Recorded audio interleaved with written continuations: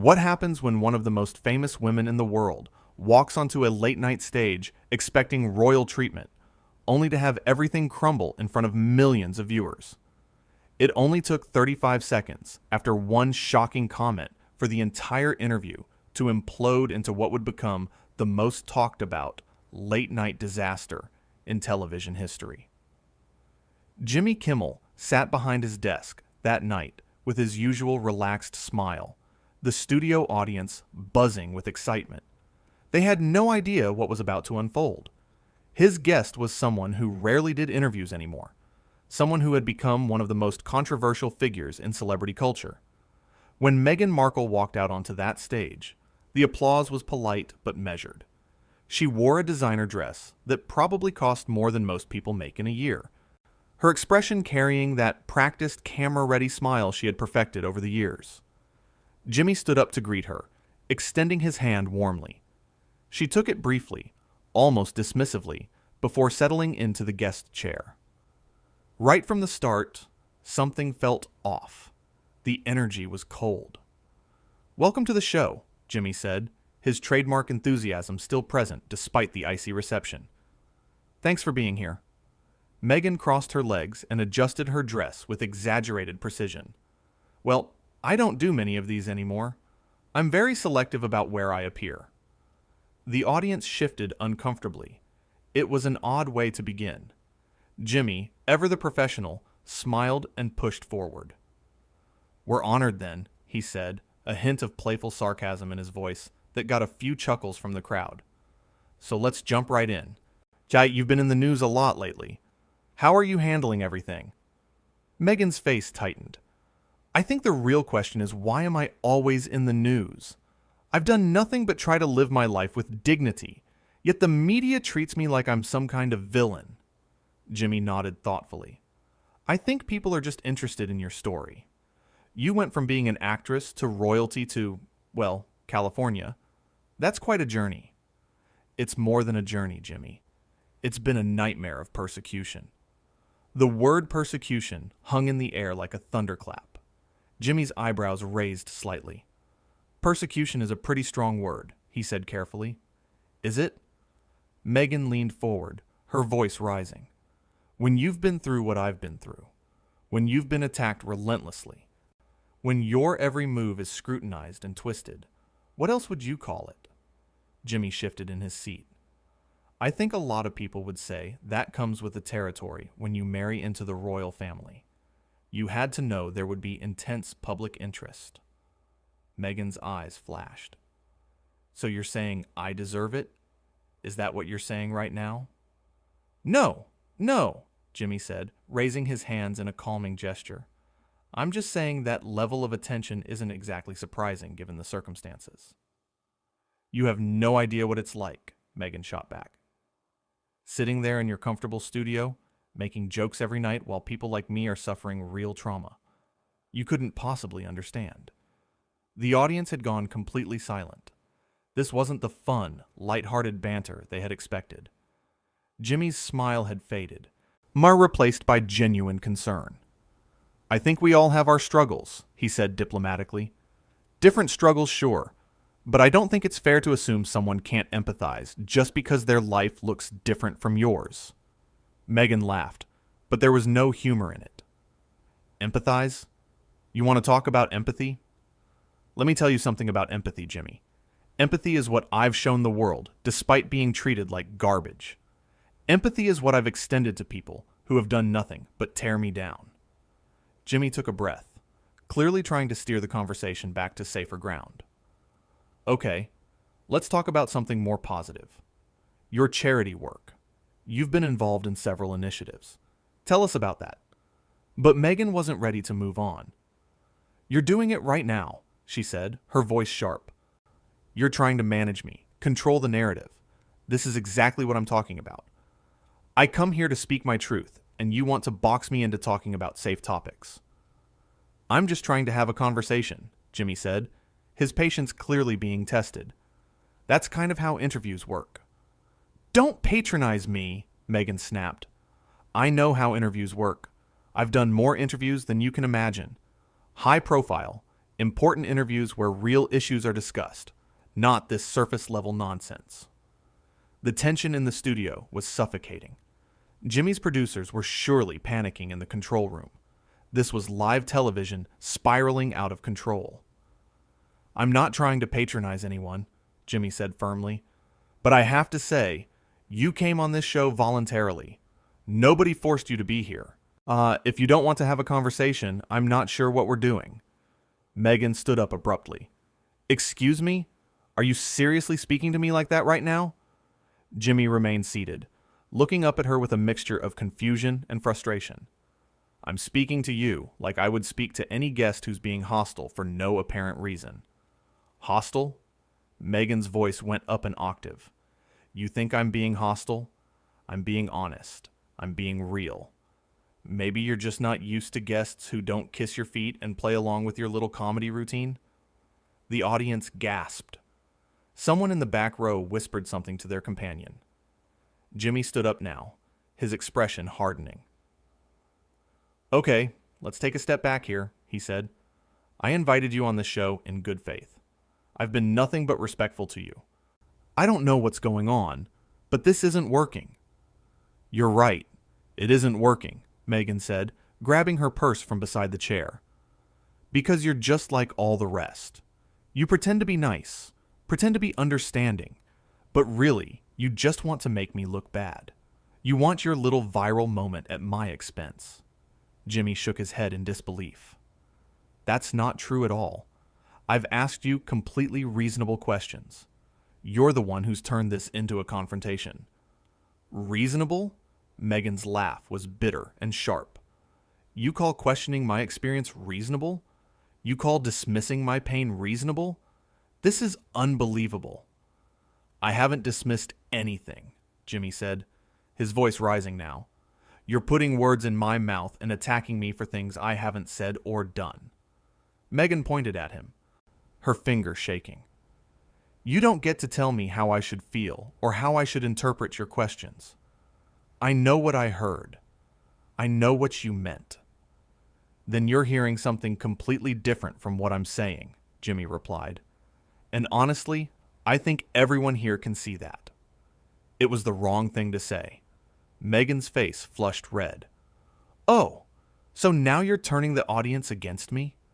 Really professional, Jimmy. Really classy." "I'm not turning anyone against anyone," Jimmy said, exasperated. "I'm trying to understand why you're so angry when I've done nothing to provoke this." "Nothing?" Meghan's voice dripped with sarcasm. "You've done nothing. Your entire line of questioning has been designed to undermine me, to make me seem unreasonable, to paint me as the problem. And now you're gaslighting me on top of it." Jimmy ran his hand through his hair, a gesture of pure frustration. "This is insane. I asked you how you were doing and about your charity work. Those are softball questions. If that's hostile to you, I don't know what to tell you." "Don't call me insane," Meghan hissed. "Don't you dare use that word about me." "I didn't call you insane," Jimmy said quickly. "I said this situation is insane. There's a difference." "Is there?" Meghan challenged. "Because it sounds like you're implying I'm crazy for standing up for myself." The audience was completely frozen. This had gone so far beyond awkward that it had entered some new territory of uncomfortable television. Jimmy looked directly at the camera, then back at Meghan. "Look, I think we need to stop this right now," he said. "This clearly isn't going well for either of us." "No, you want to stop because I'm not playing your game," Meghan said. "You want to stop because I'm calling you out and you can't handle it." "That's not it at all," Jimmy said. "I want to stop because you're being incredibly rude to me, for absolutely no reason, and I'm not going to continue to subject myself or my audience to this." Meghan's eyes went wide.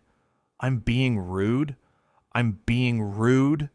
That's rich coming from someone who makes a living mocking people and making cheap jokes at others' expense." "I make jokes, yes.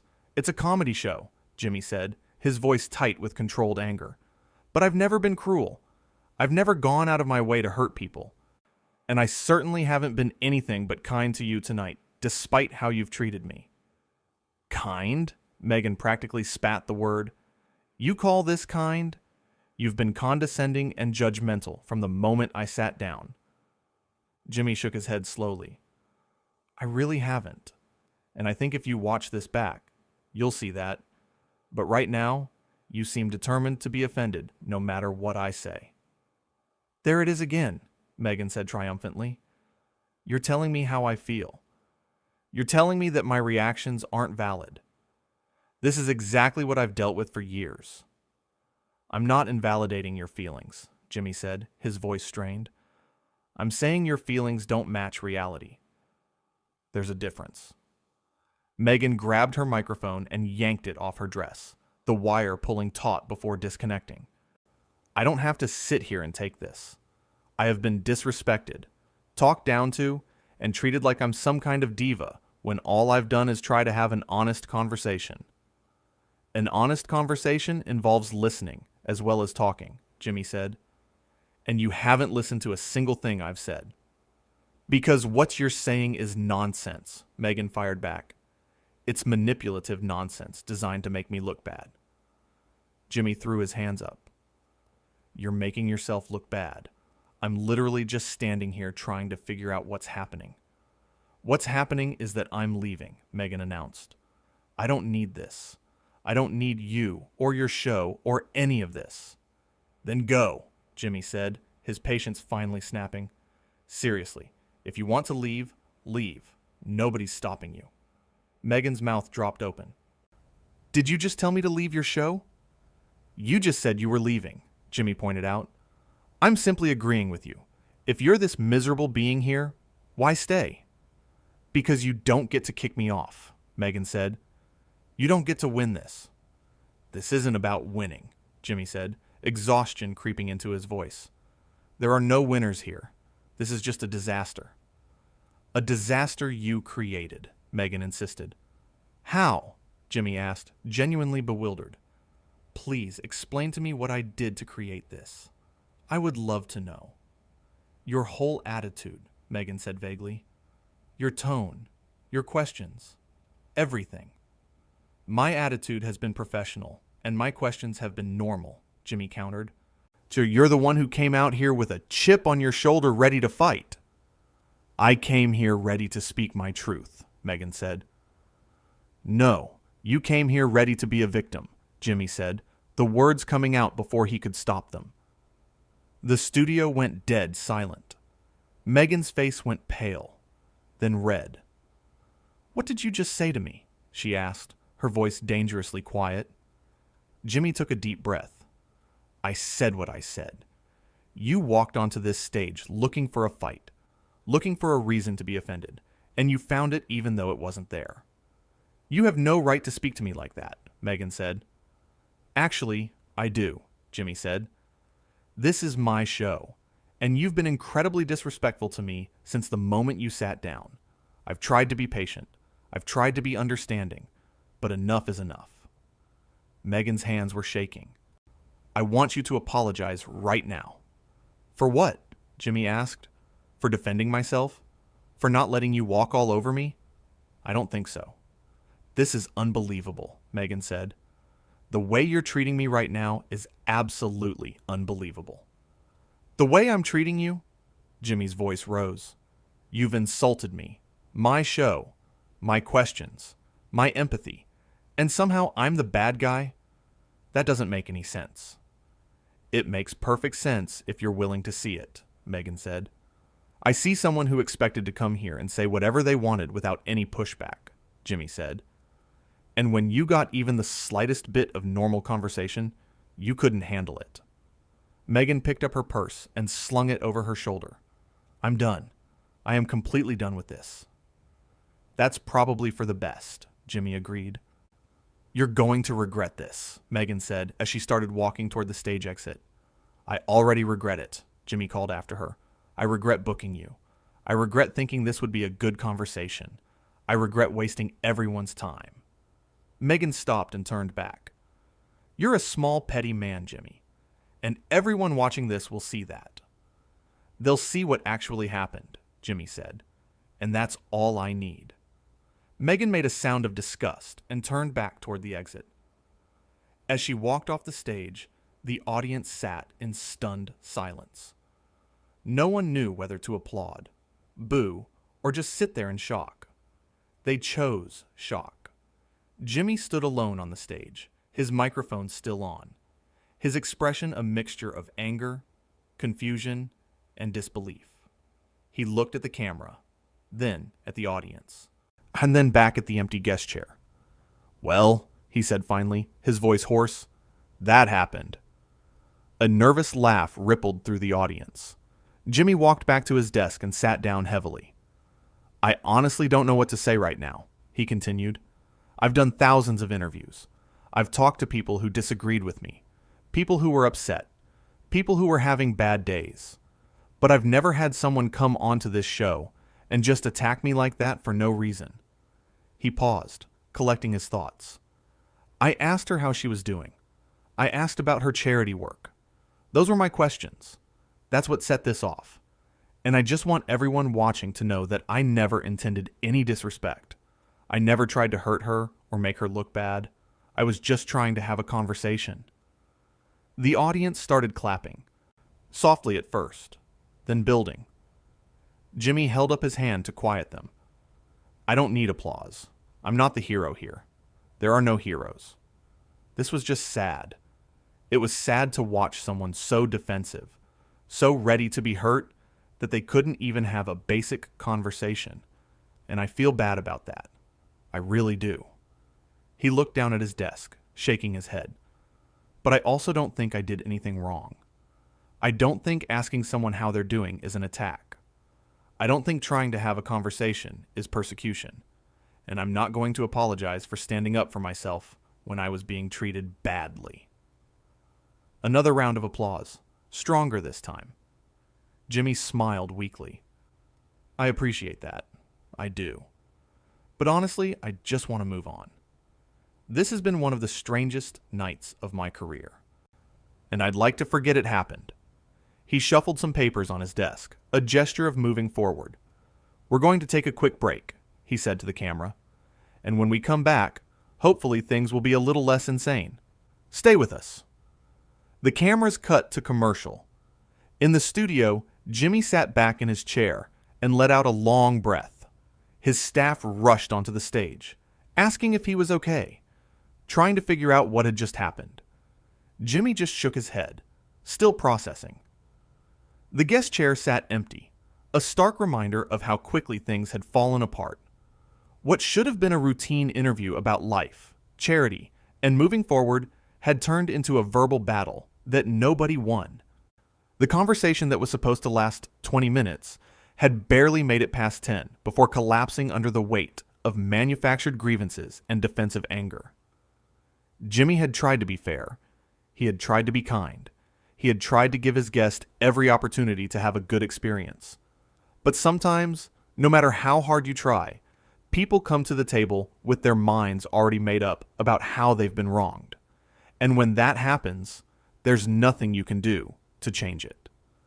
The crew prepared for the rest of the show, moving equipment, adjusting lights, trying to reset the energy in the room.